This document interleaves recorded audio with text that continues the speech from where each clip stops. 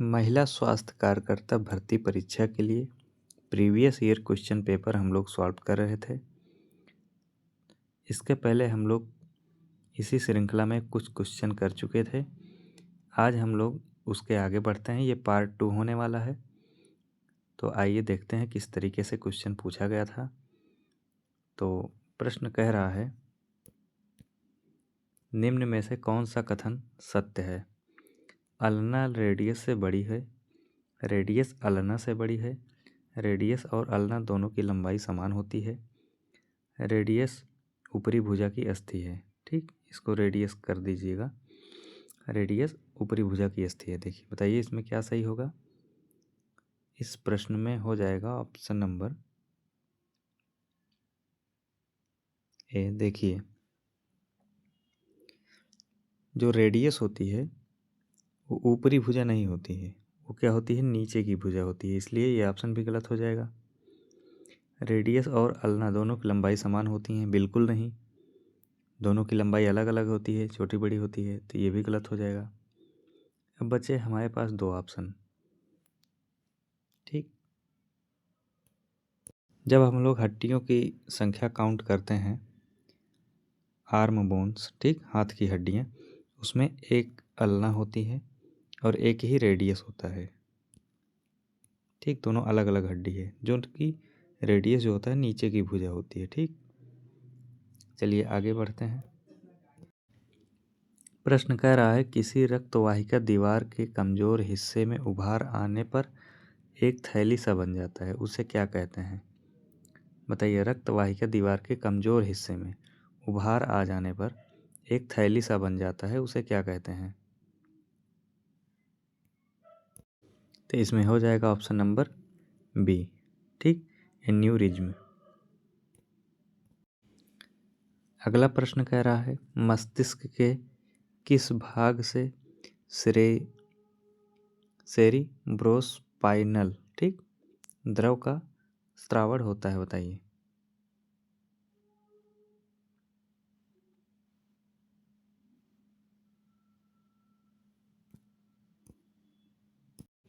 इसमें हो जाएगा ऑप्शन नंबर ए।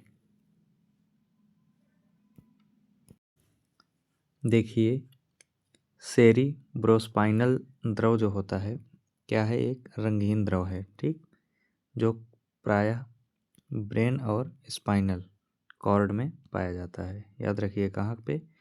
ब्रेन और स्पाइनल कॉर्ड, अर्थात मस्तिष्क और मेरुदंड में पाया जाता है।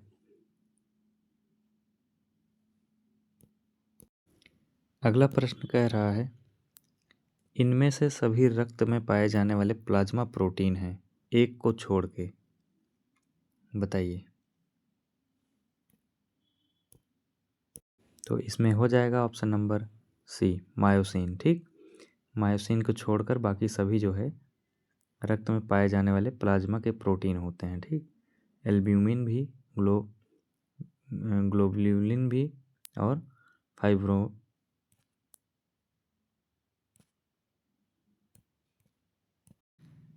अगला प्रश्न कह रहा, निम्न में से सभी हड्डियां हाथ में पाई जाती हैं, एक को छोड़ के। बताइए।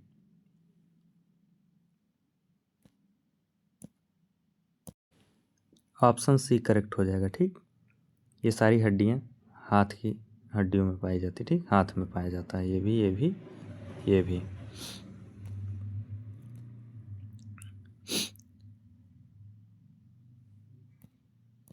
देखिए, मनुष्य के एक हाथ में हड्डियों की कुल संख्या अगर पूछेगा, एक हाथ में हड्डियों की कुल संख्या 30 होती है। ठीक,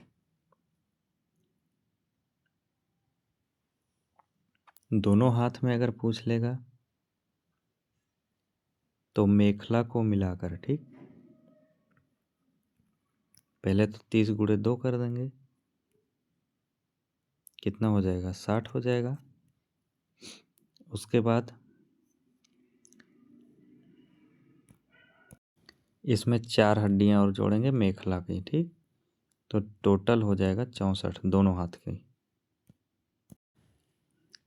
देखिए, हाथ में जो है एक हाथ की ऊपरी भुजा की हड्डी, एक होती है, ठीक। उसके बाद रेडियस एक होती है, जिसे नीचे की भुजा की हड्डी कहते हैं। फिर अल्ना होती है, रेडियस के बगल में होती है, ठीक। उसके बाद कार्पस, जिसे कलाई की हड्डी कहते हैं। फिर मेटाकार्पल्स, से हथेली की हड्डी कहते हैं। उसके बाद फिंगर बोन, अंगुली की हड्डी, ठीक। इसी तरीके से कुल मिला के कितना होती हैं दोनों हाथ में? 64। और एक हाथ में पूछा जाए 30।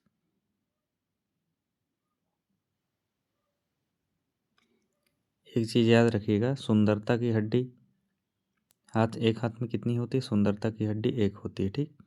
उसे क्लेविकल कहते हैं, ठीक। अगला प्रश्न है, मानव रक्त का पीएच होता है, बताइए। मानव रक्त का पीएच,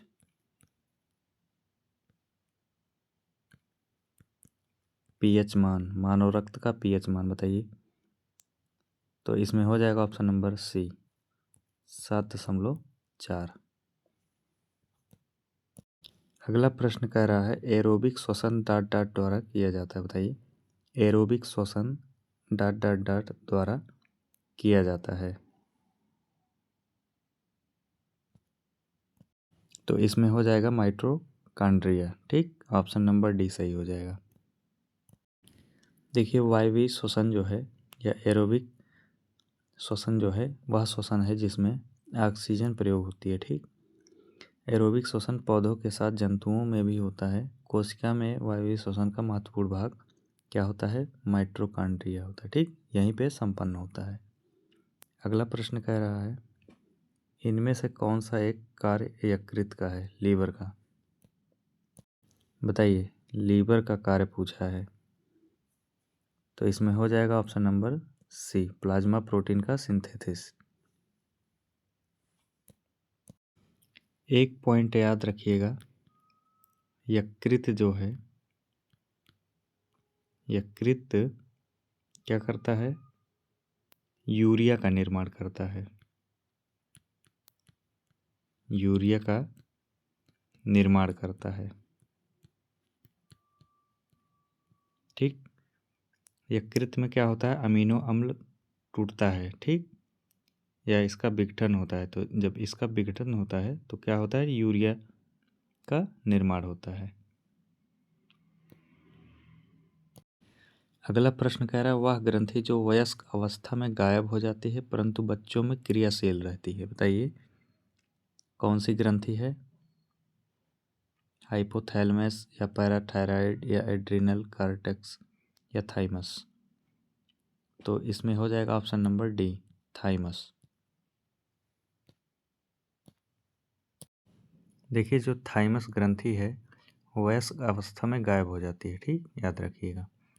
लेकिन बच्चों में क्या होती है? क्रियाशील रहती है, ठीक। मानव शरीर में थाइमस ग्रंथि गर्दन के निचले भाग और सीने के ऊपरी भाग में स्थित होती है। थाइमस ग्रंथि थाइमस हार्मोन स्रावित करती है, ठीक, जो शरीर के प्रतिरक्षक तंत्र के विकास में भूमिका अदा करती है। अगला प्रश्न कह रहा है, मनुष्य शरीर में केवल ऐसी ग्रंथि है जिसमें दोनों अंतःस्रावी तथा बाह्यस्रावी गुण पाए जाते हैं। तो यकृत, अंडाशय या हाइपोफाइसियल एक्सिस या अग्न्याशय, बताइए।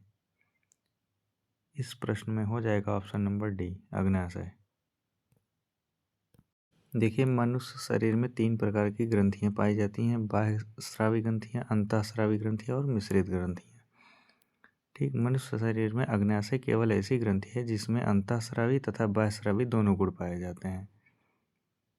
अगला प्रश्न है, सिस्टोलिक व डायस्टोलिक रक्तचाप में अंतर को क्या कहते हैं, बताइए। रक्तचाप कहते हैं या पल्स प्रेशर कहते हैं, एपिकल प्रेशर कहते हैं या लेटरल प्रेशर कहते हैं, बताइए। तो इसमें हो जाएगा option number B, pulse pressure.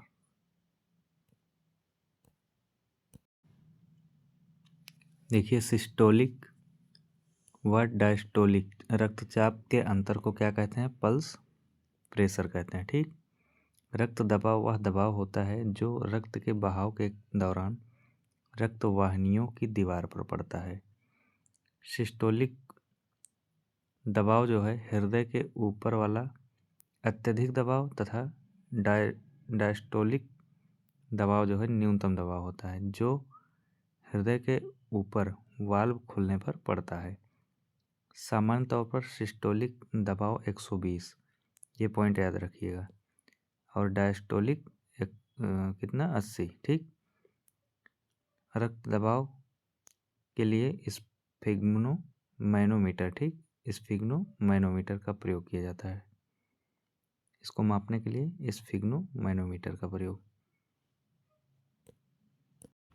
अगला प्रश्न कह रहा है निम्नलिखित विटामिन में से किस में कोबाल्ट पाया जाता है। बहुत ही आसान प्रश्न है, इसमें आप लोग बता सकते हैं। इसमें क्या हो जाएगा, vitamin B12। Option number D correct हो जाएगा। ठीक। विटामिन B12 को क्या कहते हैं, साइनोकोबालमिन। ठीक, जिसमें क्या होता है, कोबाल्ट एक महत्वपूर्ण घटक होता है। यह विटामिन वृद्धि के लिए आवश्यक है। किसके लिए, वृद्धि के लिए, ग्रोथ के लिए। ठीक, इसकी कमी से तंत्रिका तंत्र की कार्य की गड़बड़ हो जाती है। ठीक। मांस, मछली और दूध महत्वपूर्ण स्रोत हैं इसके, विटामिन B12 के।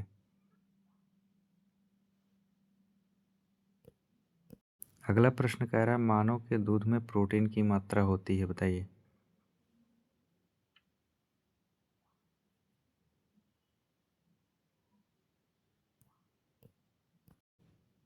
तो इसमें हो जाएगा ऑप्शन नंबर ए।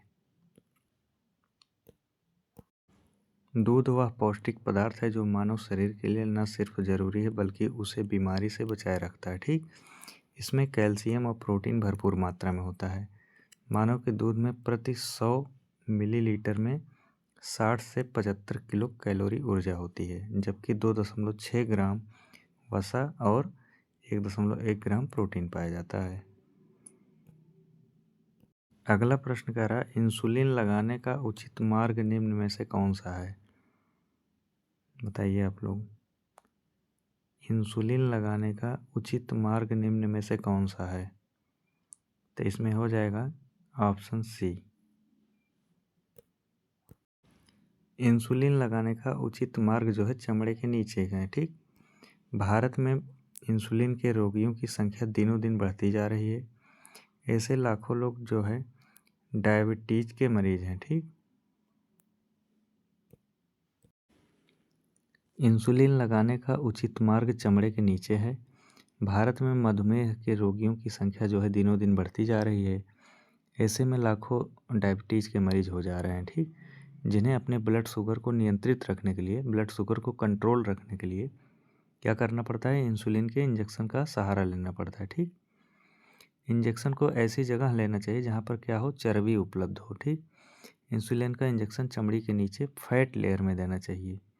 सामान्यतः इंसुलिन के इंजेक्शन देने के लिए कितने नंबर की सुई का इस्तेमाल होता है, 26G। ठीक, 26G। बहुत ही अच्छा प्रश्न है। कह रहा है एक जले हुए रोगी के लिए नर्स को आरंभिक चरण में निम्नलिखित में से आकलन करना चाहिए। एक जले हुए रोगी के लिए नर्स को आरंभिक चरण में निम्नलिखित में से आकलन करना चाहिए, बताइए। पोटेशियम की अधिकता, सोडियम की कमी, सोडियम की अधिकता या मेटाबॉलिक एल्केलोसिस। ठीक, तो इसमें क्या हो जाएगा, सोडियम की कमी। ठीक, सोडियम की कमी, ऑप्शन बी सही हो जाएगा। देखिए, एक जले हुए रोगी के लिए नर्स को आरंभिक चरण में सोडियम की कमी का आकलन करना चाहिए। जलने के शिकार हुए व्यक्ति को रिहाइड्रेट करना बहुत आवश्यक है। तरल की हानि को रोकें और IV सॉल्यूशन से शरीर में हुई तरल की हानि की पूर्ति करें। ठीक, सोडियम तथा पोटेशियम आयन जलने की स्थिति में राहत पहुंचाते हैं, अतः ऐसे संकट की स्थिति में 0.9% सोडियम क्लोराइड का तथा 5% ग्लूकोज का घोल जो है सिराओं से रोगी के रक्त में क्या किया जाता है, चढ़ाया जाता है। अगला प्रश्न कह रहा है इंट्राडर्मल इंजेक्शन कितने कोण पर दिया जाता है, बताइए। 15, 45, 30 या 90। तो इसमें हो जाएगा ऑप्शन नंबर ए। देखिए इंजेक्शन लगाने की कई विधियां हैं, जैसे कि इंट्राडर्मल, ठीक, इसे 10 से 15 डिग्री कोण पर है, ठीक। अगला है इंट्रामस्क्यूलर, ठीक, ये 90 डिग्री के कोण पे लगाया जाता है, ठीक। इसी तरीके से अगला है 45 डिग्री पे लगाया जाता है, क्या है, सबक्यूटेनियस, ठीक। और इंट्रावेनस 25 डिग्री के कोण पे। अगला प्रश्न कह रहा है इनमें से कौन सा बॉडी बिल्डिंग फूड नहीं है, मीट, फल, दाल और सिंब या अंडा। तो इसमें हो जाएगा ऑप्शन नंबर सी, फल जो है बॉडी बिल्डिंग फूड नहीं है। फल जो है बॉडी बिल्डिंग फूड नहीं है। फल जो है हमारे स्वास्थ्य के लिए फायदेमंद और ज़रूरी है, ठीक। फलों में काफ़ी मात्रा में विटामिन व खनिज पदार्थ आदि पाए जाते हैं, जो सामान्य बीमारियों के साथ साथ कैंसर, हार्ट अटैक, सूजन जैसी गंभीर बीमारियों में मदद करते हैं, ठीक। इन बीमारियों को रोकने में मदद करते हैं। अगला प्रश्न कह रहा है मानव विकास सूचकांक के आधार पर अधिक HDI वाले देशों को वर्गीकृत किया जाता है, बताइए। विकासशील, विकसित या सबसे कम विकसित या अविकसित। इसमें हो जाएगा ऑप्शन नंबर बी, विकसित। देखिए मानव विकास सूचकांक के आधार पर HDI वाले देशों को विकसित देशों में वर्गीकृत किया गया है, ठीक। मानव विकास को मानव सूचकांक ह्यूमन डेवलपमेंट इंडेक्स के रूप में मापा जाता है। इसे मानव विकास की आधारभूत उपलब्धियों पर निर्धारित एक साधारण सम्मिश्र सूचक के रूप में जाना जाता है और विभिन्न देशों द्वारा स्वास्थ्य, शिक्षा तथा संसाधनों तक पहुंच के क्षेत्र की गई उन्नति के आधार पर उन्हें श्रेणी प्रदान करता है। यह श्रेणी 0 से 1 के बीच के स्कोर पर आधारित होता है। बहुत इंपॉर्टेंट है, यहाँ से प्रश्न बन सकता है। इसे संयुक्त राष्ट्र विकास कार्यक्रम, ठीक, संयुक्त राष्ट्र विकास कार्यक्रम UNDP द्वारा प्रकाशित किया जाता है। यहाँ से भी प्रश्न बन सकता है। जिसकी स्थापना कब हुई थी, 1965 में हुई थी। मुख्यालय कहाँ है, न्यूयॉर्क में, न्यूयॉर्क में। ये सब याद रखिएगा, बहुत ही इम्पोर्टेंट डेटा है, ठीक। अगला प्रश्न कह रहा है एक वयस्क भारी काम करने वाली गर्भवती महिला की अनुशंसित प्रतिदिन की ऊर्जा 3200 kilo calorie, 2500 kilo calorie, 2900 kilo calorie या 2100 किलो कैलोरी। बताइए इसमें क्या सही हो जाएगा। तो इसमें हो जाएगा 2900 kilo calorie, option number B. देखिए सामान्य महिला को प्रतिदिन 2100 किलो कैलोरीज का आहार चाहिए, ठीक। फूड एवं न्यूट्रिशन बोर्ड के अनुसार गर्भवती महिला को आहार के माध्यम से 300 कैलोरीज अतिरिक्त मिलनी चाहिए, यानी कि सामान्य महिला की अपेक्षा गर्भवती महिला को 2400 कैलोरीज ऊर्जा की आवश्यकता होती है। मध्य वर्ग की गर्भवती स्त्री के लिए जो मध्यम श्रम का काम करती हैं, जो कि मध्यम काम करती हैं, उनके लिए 2225 प्लस 300 अर्थात 2525 लगभग के आसपास होना चाहिए। किंतु जो भारी काम करने वाली महिलाएं हैं उनके लिए 2900, ठीक, याद रखिएगा। अगला प्रश्न कह रहा है जब एक व्यक्ति पर CPR किया जाता है तो छाती पर दबाव कितनी गहरी होगी, बताइए। 1.5 इंच, 2 इंच, 2.5 इंच या 3 इंच। CPR